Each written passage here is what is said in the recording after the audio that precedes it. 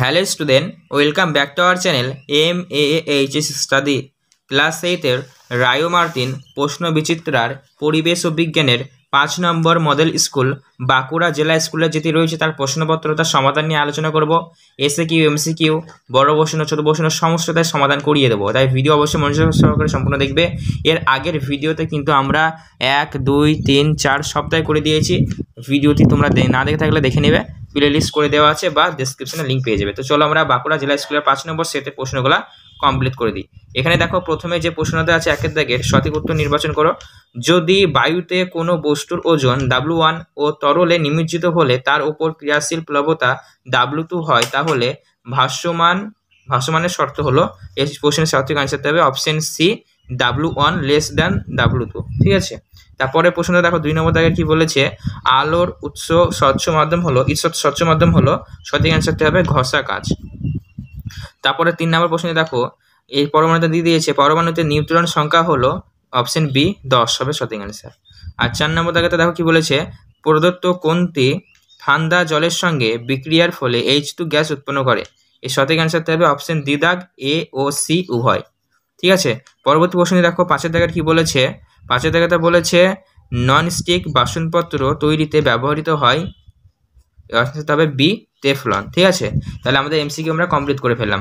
তার পরবর্তী প্রশ্ন দেখো 2 নম্বর দাগেটা কি বলেছে, 2-এর 1-টা কি বলেছে, প্রাকৃতিক জৈব পলিমারের একটি উদাহরণ দাও। এই প্রশ্নের সঠিক অ্যান্সারটি হবে 2-এর দাগের 1-এর সঠিক অ্যান্সারটি হবে প্রোটিন হবে। ঠিক আছে, তারপর পরবর্তী প্রশ্নে দেখো 2-এর দাগের 2-এর প্রশ্নটা কি বলেছে, অক্সিজেন গ্যাস শোষণ করে নীল বর্ণ ধারণ করে এরূপ দ্রবণ হলো, এরূপ দ্রবণকে কি বলা হয় দেখে নাও তোমরা। এখানে দেখতে পাচ্ছি এই প্রশ্নের অ্যান্সারটা অ্যামোনিয়া যুক্ত কিউ প্লাস ক্লোরাইড দ্রবণ, এটা হবে সঠিক অ্যান্সার। ঠিক আছে, চলো পরবর্তী প্রশ্নটি দেখে নাও কি বলেছে, পরমাণুর সবচেয়ে বাইরের কক্ষে সর্বাধিক 10টি ইলেকট্রন থাকে, এই প্রশ্নের অ্যান্সারটা হবে 4টি। ঠিক আছে, তার পরবর্তী প্রশ্নটি দেখো কি বলেছে, ঘর্ষণ বল সবসময় সংস্পর্শে থাকা, বলেছে ঘর্ষণ বল সবসময় সংস্পর্শে থাকা তল দুটির সঙ্গে ড্যাশ ক্রিয়া করে থাকে, তো সঠিক অ্যান্সারটা হবে সামন্তরাল ক্রিয়া করে থাকে। ঠিক আছে, এটা হবে সঠিক অ্যান্সার। পরবর্তী প্রশ্নে দেখো কি বলেছে, 5 নম্বর প্রশ্ন, পেরিস্কোপ দর্পণগুলি বাহুর সঙ্গে ড্যাশ কোণে নত থাকে, তো এই প্রশ্নের অ্যান্সারটা হবে 45 ডিগ্রি। ঠিক আছে, 45 ডিগ্রি অ্যাঙ্গেলে। তার পরবর্তী দেখো স্তম্ভ মেলানো দিয়েছে তোমাদের, বাম স্তম্ভ আর ডান স্তম্ভ রয়েছে। ঠিক আছে, 3-এর দাগের। তো এখানে দেখো প্রথমে যেটা আছে সেটা হলো PVC, তো এটার অপশন হবে অপশন 4-এর দাগ। ঠিক আছে, এটা হবে নন বায়োডিগ্রেডেবল পলিমার। আর বিয়ের দাগ কি আছে, আয়তন গুণা ঘনত্ব, তো এটা সঠিক অ্যান্সার হবে 5-এর দাগ, ভর হবে। ঠিক আছে, তারপরে দেখো সেটা সদ্বিম্ব বস্তু সাপেক্ষ 1 হবে, অবশিষ্ট হবে। তার পরবর্তী প্রশ্ন দেখো ডিয়ের দাগ, স্কটিক সোডা থেকে H2 গ্যাস নির্গমন, এটা হবে অপশন 6, এটা হবে সঠিক অ্যান্সার সিলিকন।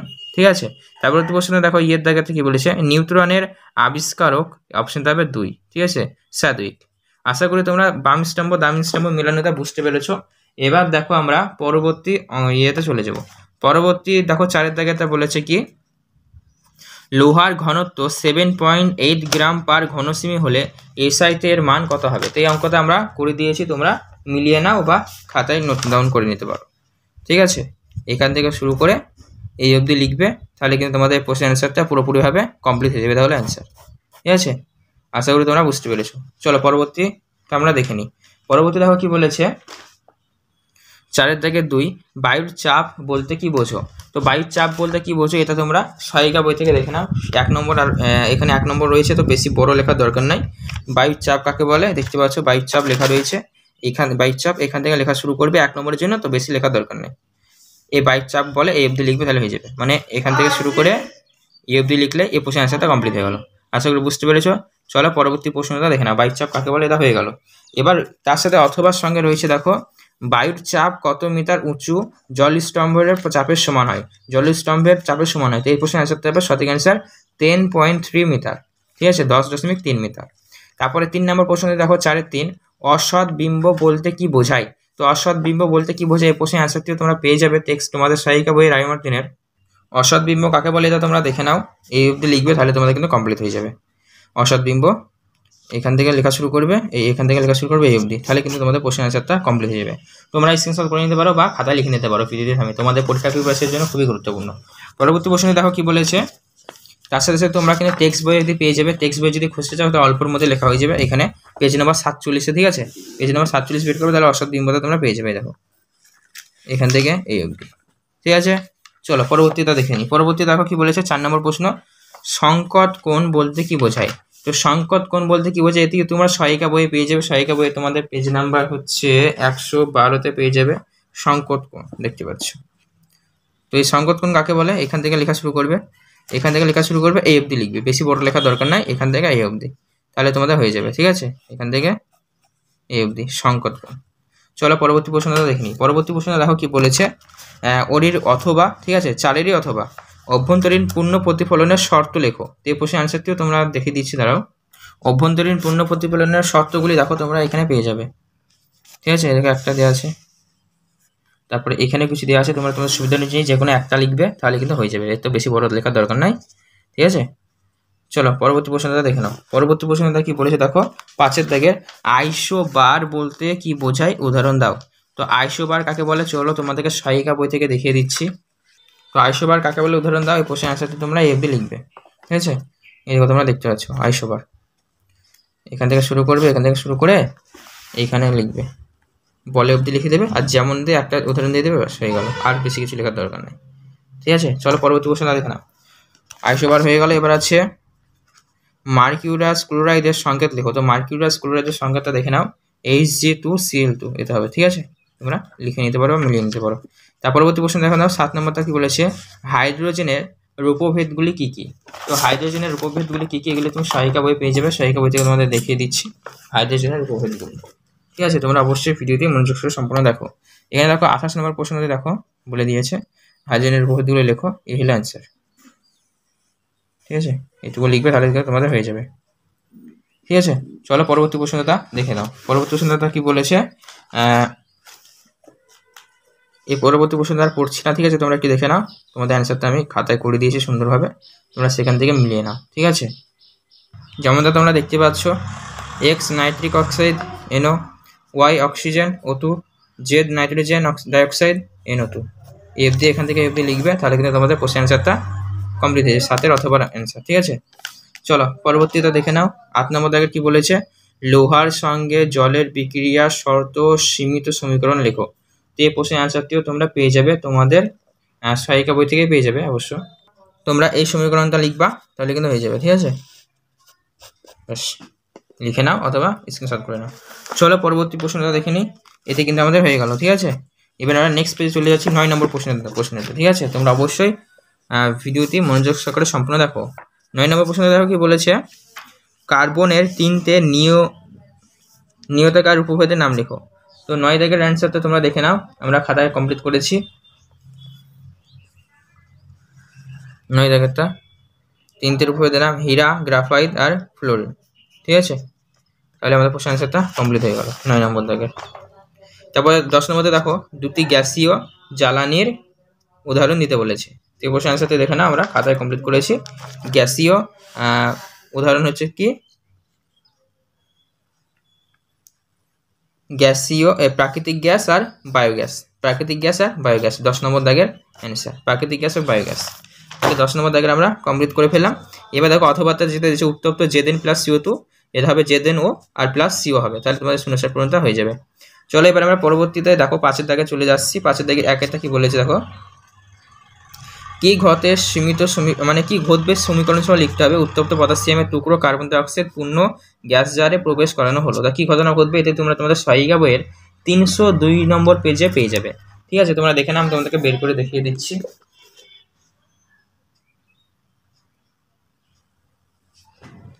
এইখানে লিখবে তোমরা, এটা লিখবে, এতে লিখবে, তাহলে হয়ে যাবে, ঠিক আছে। তো অবশ্যই তোমরা ভিডিওতে থামিয়ে লিখে নিতে পারো বা স্ক্রিনশট করে নিতে পারো প্রয়োজনীয়। চলো পরবর্তী প্রশ্নটা দেখে নাও। পরবর্তী প্রশ্নটা কি বলেছে দেখো, অথবা ওর সঙ্গে স্বচ্ছ চুন জলে ধীরে ধীরে অতিরিক্ত CO2 গ্যাস চালনা করলে প্রথমে ঘোলাতে ও পরে স্বচ্ছ হয় কেন? এই প্রশ্নের অ্যান্সারটি তোমরা পেয়ে যাবে তোমাদের সহায়িকা বই 303 নম্বর পেজে, ঠিক আছে। এখান থেকে তোমরা লেখা শুরু করবে এটা, ঠিক আছে। তাহলে কিন্তু তোমার কোশ্চেন অ্যান্সারটা কমপ্লিট হয়ে যাবে, ঠিক আছে। তোমরা প্রয়োজনীয় স্ক্রিনশট করে নিতে পারো বা খাতায় লিখে নিতে পারো, ঠিক আছে। হ্যাঁ, দেখতে পাচ্ছ তোমরা এই অবধি লিখবে, তাহলে মোটামুটি কমপ্লিট হয়ে যাবে, ঠিক আছে। চলো পরবর্তী প্রশ্নটা দেখে নাও।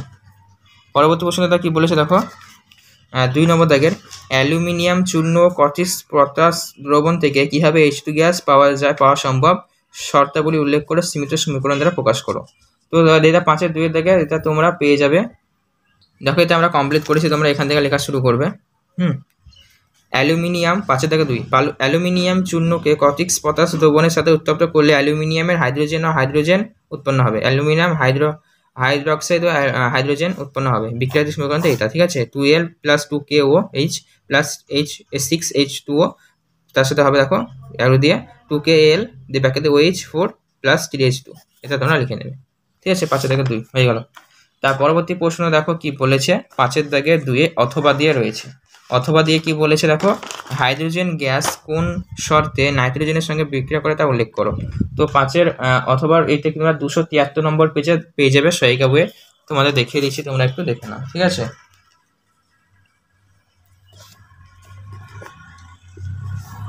এই যে তোমরা লিখবে, ঠিক আছে। দেখো নাইট্রোজেন এইটা বিক্রিয়া করছে, অ্যামোনিয়া তৈরি করছে, উৎপন্ন পদার্থ সংশ্লিষ্ট সমীকরণ দেখো, ঠিক আছে। তাহলে কিন্তু তোমরা হয়ে যাবে। তাহলে পরবর্তী প্রশ্নটা দেখে নাও কি বলেছে। পরবর্তী প্রশ্নটা হচ্ছে 3-এর দাগের প্রশ্ন, H2S ও PH3 যৌগ দুটির ত্রিমাত্রিক গঠন দেখাও। তো এটি তোমরা পেয়ে যাবে তোমাদের তোমাদের টেক্সট বইয়ের 82 নম্বর পেজে করবে H2S আর PH3, এই তোমরা এখানে পেয়ে যাবে, ঠিক আছে। এই দেখো H2S আর PH3, এই দেখো এই তোমরা করে নেবে, ঠিক আছে। এটা একটু করা নাই, করে নেবে, ঠিক আছে। এটা হবে অ্যান্সার, ঠিক আছে। চলো পরবর্তী এটা দেখে নেবো। 4-এর দাগের কি বলেছে, হীরা চকচকে দেখায় কেন, তার সাথে আর প্রশ্নটা দিয়েছে, অথবা দর্পণে অসৎ বিম্ব গঠনের পদ্ধতির চিত্র দ্বারা দেখাও। তো হীরা চকচকে দেখায় কেন 4 নম্বর দাগের প্রশ্নের অ্যান্সারটি তোমরা সহায়িকা বইয়ে খুব সহজে পেয়ে যাবে। সহায়িকা বইয়ে দেখে নাও হীরা চকচকে দেখায় কেন, এখান থেকে তোমরা লেখা শুরু করবে, ঠিক আছে। এখান থেকে লেখা শুরু করবে, তোমরা শর্টকাটের মধ্যে লিখতে পারো, এই যেগুলো লেখা আছে এগুলো নাও লিখতে পারো তোমরা, ঠিক আছে। শর্টকাটের মধ্যে তোমরা লেখার চেষ্টা করবে, এই অবধি লিখে দেবে, তাহলে কিন্তু তোমরা কোশ্চেন আনসার হবে। এখান থেকে মানে এই অবধি লিখতে পারো তা নাই, তোমরা বুঝিয়ে নিয়ে তোমাদের নিজের মতো করে লিখতে পারো। তার সাথে একটা প্রশ্ন দিয়েছে দেখো অথবার দাগেরটা দেখে নাও কি বলেছে। তোমরা তোমাদের সহায়িকা বইয়ের ওই প্রশ্নটা অসৎ বিম্ব গঠনের পদ্ধতি চিত্র দ্বারা, এটা 101 নম্বর পেজে 4-এর দাগের পেয়ে যাবে, ঠিক আছে। এটা সহায়িকা বই। চলো তোমাদের বের করে দেখে দিয়েছি, দর্পণে অসৎ বিম্ব গঠনের পদ্ধতি চিত্র দ্বারা দেখাও, 101 নম্বর পেজের 4-এর দাগেরটা। চলো তোমাদের দেখিয়ে দিচ্ছি। তো এই প্রশ্নের অ্যান্সারটা হবে 102 নম্বর বের করবে, 101-এ রয়েছে কিন্তু চিত্রটা এখানে রয়েছে, এই শুধুমাত্র চিত্রটা করে দেবে তাহলে হয়ে যাবে, এত বড় কিছু লেখার দরকার নেই, ঠিক আছে। চলো পরবর্তী তা দেখে নিই। 5 নম্বর দাগেরটা কি বলেছে, প্লবতা বলতে কি বোঝায়, কোনো বস্তুর উপর প্রযুক্ত প্লবতার মান কোন কোন বিষয়ের উপর নির্ভর করে। এই প্রশ্নের অ্যান্সারটা তোমরা পেয়ে যাবে তোমাদের। তো তোমরা দেখতে পাচ্ছ এই প্রশ্নের অ্যান্সারটা কি ছিল, প্লবতা বলতে কি বোঝায়, কোনো বস্তুর উপর প্রযুক্ত প্লবতা কোন কোন বিষয়ের উপর নির্ভর করে, একই সঙ্গে তোমরা পেয়ে যাবে। এখান থেকে তোমরা লেখা শুরু করবে, এই অবধি লিখবে, তাহলে কিন্তু তোমাদের প্রশ্নের অ্যান্সারটা পুরোপুরিভাবে কমপ্লিট হয়ে যাবে, ঠিক আছে। পাশাপাশি তোমরা এইখানে অবধি লিখবে, তাহলে সবটা কমপ্লিট হয়ে যাবে। চলো পরবর্তী প্রশ্নটা দেখে না। এবার আমরা লাইফ সায়েন্সে চলে আসছি, অর্থাৎ জীবন বিজ্ঞানে। আমাদের ভৌত বিজ্ঞান কমপ্লিট হয়ে গেল। এরপরে লাইফ সায়েন্সে দেখো বলেছে, প্রথমে এমসিকিউ রয়েছে, অর্থাৎ মাল্টিপল চয়েস প্রশ্ন। এখানে কি বলেছে দেখো, প্রথমেই প্রদত্ত কোনটি ছত্রাক নয়। তো এই প্রশ্নের অ্যান্সারটি হবে কি দেখে না, D-এর দাগেটা সঠিক হবে, ঠিক আছে। 2 নম্বর দাগে কি বলেছে, সোমাত্রাবিক হরমোনের অধিক ক্ষরণের ফলে যে লক্ষণটি দেখা যায় তা হলো হাড় বেড়ে যায়, বি দাগ হবে সঠিক অ্যান্সার। 3 নম্বর দাগে দেখো কি বলেছে, উটের পিঠে থাকা কুচে যা সঞ্চিত থাকে তা হলো চর্বি, বি দাগ হবে সঠিক অ্যান্সার। তার পরবর্তী প্রশ্ন দেখো কি বলেছে, 4-টা, সুন্দরী গাছের শ্বাসমূলকে বলে কি বলে। তো সুন্দরী গাছের শ্বাসমূলকে বলে, ডি দাগটা হবে সঠিক অ্যান্সার, নিউমোনোফিল।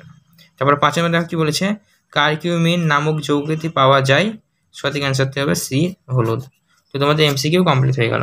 এরপরে যেটা আছে সেটা হলো 2-এর দাগের রয়েছে, 2 দাগের 1 দেখো কি বলছে, ডিএনএ এবং প্রোটিনের পুঞ্জীভূত গঠনকে বলে। তো পুঞ্জীভূত গঠনকে কি বলে? তো সঠিক অ্যান্সারটা হবে ক্রোমাটিন হবে। ঠিক আছে, সঠিক অ্যান্সার হবে ক্রোমাটিন। পয়রফলা ওকার ময় আকার তয়সি দন্তন্য। ঠিক আছে, পরবর্তী প্রশ্ন দেখো 2 নম্বর দাগের কি বলেছে, হিমোগ্লোবিন ছাড়া অন্য যে শ্বাসরঞ্জকটি পেশিকোষে অক্সিজেন সরবরাহ করে তা হলো কি? সেটা হবে মায়োগ্লোবিন। ঠিক আছে, মায়োগ্লোবিন। ময়াকার 29 টয়ে ওকার মায়ো, গয়ে লয়ে ওকার বয়ে হস্যি দন্তন্য, এটা হবে সঠিক অ্যান্সার। তারপর দেখো 3 নম্বর দাগে কি বলেছে, একটি নাইট্রিফাই ব্যাকটেরিয়া হলো কি? সঠিক অ্যান্সার দেবে নাইট্রোসোমোনাস। ঠিক আছে, সঠিক অ্যান্সার নাইট্রো দন্তনায়কার হস্য নাই তৈরি ফেলে ওকাত্র শো দংশক শো মানাস মায়কা দন্তনায়কা দন্তস্য। তারপরে দেখো পরবর্তী প্রশ্ন কি বলেছে, ড্যাশ হরমোনকে আপৎকালীন হরমোন বলা হয়। তো কোন হরমোনকে আপৎকালীন হরমোন বলা হয়? অ্যাড্রিনালিন হরমোনকে। ঠিক আছে, অ্যাড্রিনালিন লিখবে, আইজা ফলা আকা দৈর ফলা হচ্ছে অ্যাড্রি নয়াকা লয়সি দন্তন্য। ঠিক আছে, আমাদের শূন্যস্থান পূরণ কমপ্লিট হয়ে গেল। এরপরে যেটা আছে সেটি হলো তোমাদের দেখে নাও, 5 দাগ রয়েছে 2 সি সত্য মিথ্যা দিয়েছে। তো এই প্রথমটা হবে ভুল। ঠিক আছে, তারপরেরটা হবে ভুল বা মিথ্যা হবে, আর পরের দুটো হবে সত্য, রাইট, অর্থাৎ ঠিক বা সত্য। ঠিক আছে, আশা করি বুঝতে পেরেছ। চলো এবার আমরা প্রশ্ন চলে যাচ্ছি। প্রশ্নতে প্রথম প্রশ্ন কি বলছে দেখো, 9 দাগেরটা, বাঁশ গাছের কোন কোন যৌগ থেকে তবাসির উৎপন্ন হয়? তো এই প্রশ্নের অ্যান্সারটি দেখে নাও, বাঁশ গাছের কোন কোন যৌগ থেকে তবাসির উৎপন্ন হয়? এই প্রশ্নের অ্যান্সারটি হবে সিলিকা, সিলিকা। তার পরবর্তী প্রশ্নটি দেখে নাও, 10 জায়গাতে কি বলেছে, স্যান বুসমানরা কিভাবে তাদের পানীয় জল সংগ্রহ করতেন বা পানীয় জল সংগ্রহ করে? এই প্রশ্নের অ্যান্সারটি দেখে নাও কি হবে, মাটির নিচে থাকা জলজ উদ্ভিদ ও কন্দ থেকে। ঠিক আছে, চলো পরবর্তী প্রশ্নতে দেখে নাও কি বলেছে। 12 দাগের প্রশ্ন, অ্যাড্রিনালিন ছাড়া অ্যাড্রিনালিন গ্রন্থি থেকে খরিত অন্য একটি হরমোনের নাম লেখো। অ্যাড্রিনালিন গ্রন্থি থেকে অ্যাড্রিনালিন বাদ দিয়ে অন্য কোনো হরমোনের নাম লিখতে বলেছে। তো এটি কি হবে? এই প্রশ্নের অ্যান্সারটি হবে তোমাদের কর্টিসল হবে। ঠিক আছে, কর্টিসল। আর একটা প্রশ্ন বাদ চলে গেছে 9 নম্বর দাগেরটা, স্টারফিশের গমনাঙ্গের নাম লেখো। এটা হবে নালিকাপদ হবে। ঠিক আছে, এটা বাদ চলে গেছে, নালিকাপদ। এরপর দেখো 13 নম্বর প্রশ্নটা কি বলেছে, ক্লেপ এর একটি অর্থনৈতিক গুরুত্ব লেখো। তো ক্লেপের একটি অর্থনৈতিক গুরুত্ব দেখো আমরা লিখে নিয়েছি, এটি সার তৈরিতে এবং অ্যালজিনিক অ্যাসিডের উৎস হিসেবে ব্যবহার করা হয়। এফডি লিখবে, তাহলে কিন্তু তোমাদের প্রশ্ন অ্যান্সারটা কমপ্লিট হয়ে যাবে। এরপর দেখো তোমাদের XIV অর্থাৎ 14তে রয়েছে কি, ম্যানগ্রোভ বনভূমির একটি সংকট লেখো। তো এটি তোমরা তোমাদের টেক্সট বইয়ের 243 নম্বর পেজে পেয়ে যাবে। যদি আমরা 243 নম্বর পেজ বের করি তাহলে দেখতে পাবে তোমরা এখানে ম্যানগ্রোভ বনভূমির সংকট। ঠিক আছে, এটা হচ্ছে 243 নম্বর পেজ। তোমরা এখানে প্রচুর পরিমাণে সংকট পেয়ে যাবে। এইটুকু লিখবে, 1-2 পয়েন্ট লিখবে, এই জোয়ারের ব্যাপারগুলো লিখবে, তাহলে কিন্তু কমপ্লিট হয়ে যাবে। জোয়ারের একটা অসুবিধার কারণ, এই লিখবে তাহলে হয়ে যাবে। তার পরবর্তী প্রশ্ন দেখো 15 নম্বর একটা কি বলেছে, মানুষের অন্তে অবস্থিত কয়েল এর একটি উপকারী ভূমিকা লেখো। তো এই প্রশ্নের অ্যান্সারটি তোমরা লিখবে এভাবে, মানুষের দেহে ভিটামিন B12 সরবরাহ করতে এটি সাহায্য করে। এটি লিখবে, তাহলে হয়ে যাবে। তারপরে দেখো 16 নম্বর প্রশ্নটা কি বলেছে, লাইসোজোমের বহুরূপতা বলতে কি বোঝো? তো এই প্রশ্নের অ্যান্সারটি তোমরা তোমাদের সহায়িকা বই থেকে রায়ুমাতিনে যদি থাকে তাহলে 376 নম্বর পেজে পেয়ে যাবে। 376 নম্বর পেজে তোমাদের খুলে দেখিয়ে দিচ্ছি, দাঁড়াও। 30 নম্বর প্রশ্নটা, ঠিক আছে, 376 নম্বর পেজে লাইসোজোমের বহুরূপতা দেখতে আছে। এখান থেকে শুরু করে এই অবধি লিখবে, তাহলে হয়ে যাবে, এত বড় কিছু লেখার দরকার নেই। ঠিক আছে, লাইসোজোমের বহুরূপতা। তো চলো পরবর্তী প্রশ্নটা দেখে নাও কি বলেছে, XVII অর্থাৎ 17 দাগের প্রশ্ন, দেহত্বকের উপর অ্যালোভেরা পাতা থেকে প্রাপ্ত রসের উপকারিতা লেখো। এটা তোমরা তোমাদের টেক্সট বইয়ের 285 নম্বর পেজে পেয়ে যাবে। ঠিক আছে, অ্যালোভেরার রসের ভূমিকা। তো তোমাদের দেখিয়ে দিচ্ছি, টেক্সট বই খুলে তোমরা দেখে নাও, এখানে প্রচুর পরিমাণে রয়েছে। এখান থেকে তোমরা যে কোনো একটি পয়েন্ট লিখে নেবে।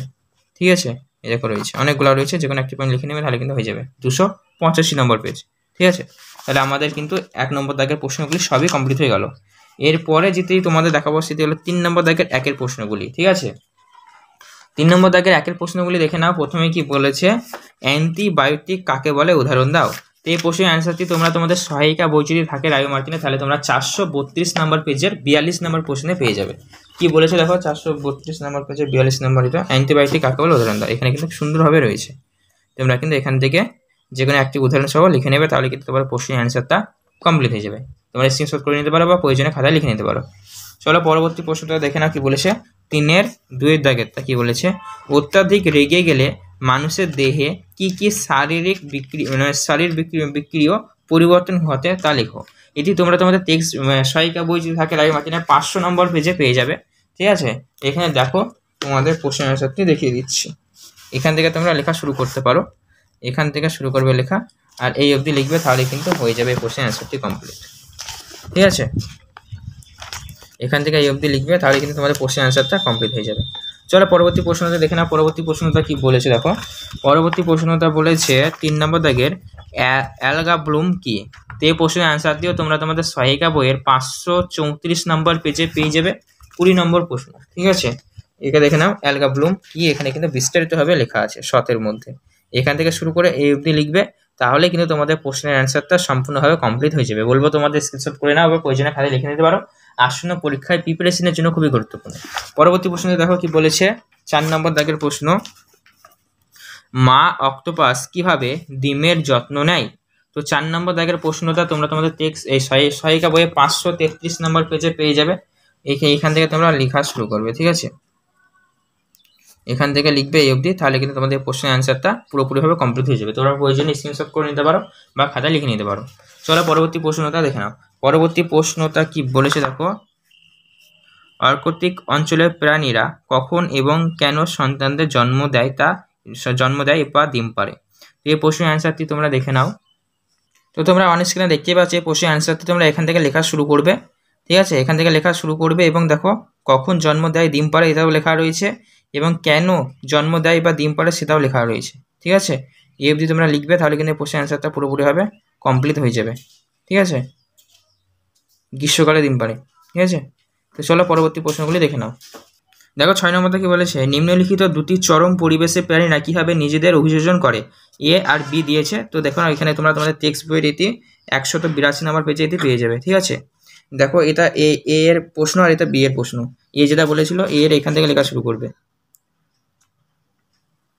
এ এর এখান থেকে লেখা শুরু করবে, এ এর দাগের এটা, আর বি এর দাগের হচ্ছে এইটা। এখান থেকে এ অবধি লিখবে, তাহলে কিন্তু হয়ে যাবে। আশা করি বুঝতে পেরেছো। তো চলো আমরা কিন্তু মার্কিং করেছি, এটা বি এর, এটা এ এর। ঠিক আছে, চলো পরবর্তী প্রশ্নটা দেখে নাও কি বলেছে, 7 দাগের ইনসুলিনকে অ্যান্টিবায়োটিক হরমোন বলে কেন। তো এই প্রশ্নের অ্যান্সারটি তোমরা তোমাদের সহায়িকা বই থেকে দেখিয়ে দিচ্ছি, ইনসুলিনকে অ্যান্টিবায়োটিক হরমোন বলে কেন। এখান থেকে তোমরা লেখা শুরু করবে। ঠিক আছে, এখান থেকে শুরু করে এ অবধি লিখবে, তাহলে তোমাদের এই প্রশ্নের অ্যান্সারটা কিন্তু কমপ্লিট হয়ে যাবে। তারা প্রয়োজনে স্ক্রিনশট করে নাও বা খাতায় লিখে নিতে পারো। চলো পরবর্তী প্রশ্ন দেখে নাও, বেলের ঔষধি গুণগুলি লেখো। তো বেলের ঔষধি গুণগুলি তোমরা পেয়ে যাবে। ঠিক আছে, তোমাদের দেখিয়ে দিচ্ছি, তোমরা টেক্সট বইয়ে পেয়ে যাবে, প্লাস তোমার সহায়িকা বইও পেয়ে যাবে। তো তোমরা তোমাদের রায় মার্টিন থাকলে দেখবে 585 নম্বর পেজে পেয়ে যাবে বেলের ঔষধি গুণ। এখান থেকে তোমরা লিখবে, অনেকগুলি রয়েছে। ঠিক আছে, তোমাদের সুবিধা অনুযায়ী তোমরা লিখবে। চলো পরবর্তী প্রশ্ন আমরা চলে যাই। পরবর্তী প্রশ্ন নেক্সট পেজে রয়েছে, মনে হয় 4 দাগের। চলো দেখো, এখানে দেখো ছবি দিয়েছে। প্রাণী কোষের একটি বিজ্ঞানসম্মত চিত্র অঙ্কন করো, আর দিয়েছে একটি উদ্ভিদ কোষের বিজ্ঞানসম্মত চিত্র অঙ্কন করে নিম্নলিখিত জায়গাগুলি চিহ্নিতকরণ করতে হবে। তো প্রাণী কোষের ছবিতে তোমরা দেখে নাও, প্রাণী কোষের ছবি, এটা হচ্ছে প্রাণী কোষের ছবি। ঠিক আছে, সুন্দরভাবে এখানে রয়েছে। তোমাদের যে জায়গাগুলো মার্কিং করতে বলেছে সেগুলো করে নেবে মার্কিং এই ছবি দেখে।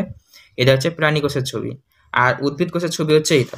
ঠিক আছে, এই হচ্ছে উদ্ভিদ কোষের ছবি, যে স্থানগুলো চিহ্নিত করতে বলেছে সেগুলো করে নেবে, তাহলে কিন্তু উদ্ভিদ কোষের ছবিটা। তো আশা করি তোমরা বুঝতে পেরেছো সমস্তটা। একদম 5 নম্বর প্রশ্ন সমাধান আলোচনা করে দিলাম। তো ভিডিও কেমন লাগলো কমেন্ট করে জানাও। এছাড়াও এরকম গুরুত্বপূর্ণ ভিডিওগুলি পাওয়ার জন্য তোমরা আমাদের চ্যানেলকে সাবস্ক্রাইব করো। ধন্যবাদ।